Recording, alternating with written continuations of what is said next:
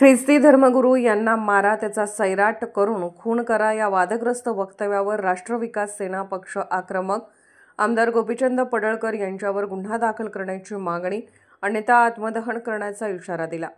सांगली येथे केलेल्या भाषणात ख्रिस्ती धर्मगुरू यांना मारा, त्यांचा सैराट करून खून करा, तसेच करणाऱ्याला लाखामध्ये बक्षीस जाहीर करून सरळ आमदार गोपीचंद पडळकर यांनी खुनाची सुपारी दिली असा आरोप करून राष्ट्र विकास सेना पक्षातर्फे आमोस मोरे यांनी केला आहे.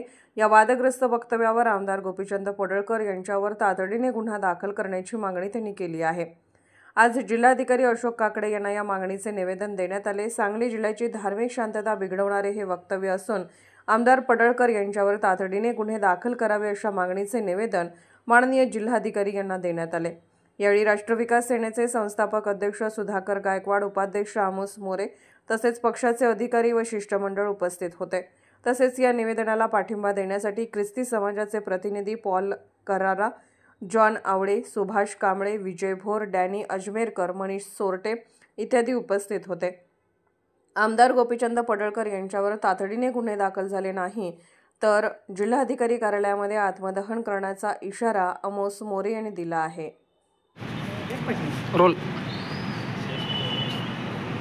दिनांक 6/6/2025 रोजी सांगलीमध्ये एक दुर्दैवी घटना घडली.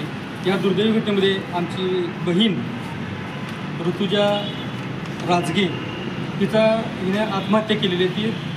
हा तिचा वैयक्तिक कौटुंबिक विषय असल्यामुळे तिनं त्या कौटुंबिक कारणामुळं आत्महत्या केलेली आहे.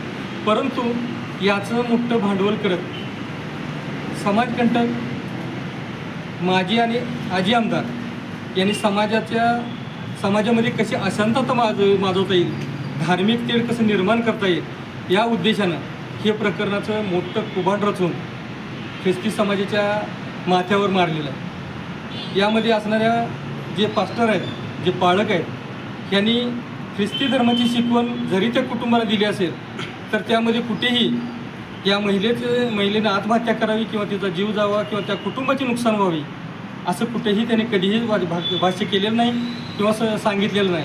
ख्रिस्ती धर्म हा शांततेचा धर्म आहे.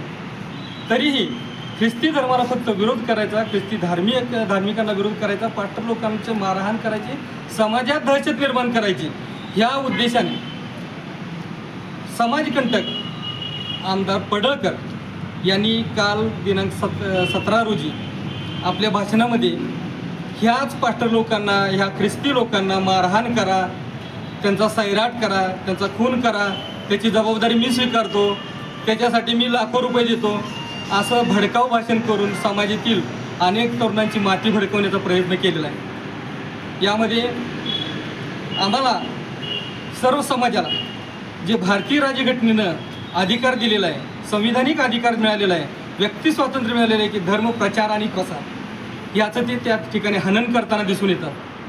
त्याचवेळी पडळकर हे असं म्हणतात की त्यांचं जे बांगरवाडी काहीतरी गाव आहे, या ठिकाणी सुद्धा काही अर्धा कुटुंब ख्रिश्चन झालेली होती. ह्या कुटुंबाला सुद्धा त्यांनी दाबून ठेवलेलं आहे, दाबलेलं आहे. याचा अर्थ आहे ते त्या गावात दहशत माजवतात. तर अशा दहशत माजवणाऱ्या, गुंडगिरीची भाषा करणाऱ्या, खुनाची भाषा करणारे, खुनाची सुपारी देणारे अशा आमदारावर पहिल्यांदा कारवाई राज्य शासनाने केली पाहिजे आणि समाजकंटक म्हणून त्याची तिथून हकलपट्टी झाली पाहिजे. तो समाजासाठी बोलत नाही तर समाजात तेढ निर्माण करण्यासाठी ना आपली खुर्ची वाचवण्यासाठी हे समाजातल्या लोकांना भडकवत आहे. समाजातले आज दोन्ही समाज असुरक्षित झालेले आहेत. आज तो सांगतोय की अनेक चर्चेसला बुलडोजर फिरवा. माझी स्वतःची मागणी आहे की चर्चेसवर बुलडोजर फिरवावेत, पण ते जर बेकायदेशीर ठिकाणी असतील तर चर्चेसवरच फक्त कारवाई करण्यापेक्षा महाराष्ट्र शासनानं त्यांच्या GR प्रमाणे, अगोदरच्या GR प्रमाणे, जुन्या GR प्रमाणे ज्या ठिकाणी अवैध असे रीतीने मंदिर आहेत, मस्जिदी आहेत, चर्चेस आहेत, ह्या सर्वांच्यावर बुलडोजर फिरवावा. त्यासाठी आम्ही पडळकरांचं स्वागत करतो की त्यांनी तशी मागणी केलेली आहे. यासह हे जे प्रकरण पूर्ण आहे ह्याचं दुधाचं दूध व्हावं, पाण्याचं पाणी व्हावं, यासाठी हे प्रकरण CIDकडे सोपवण्यात यावं अशी मी विनंती महाराष्ट्र शासनाला करतो.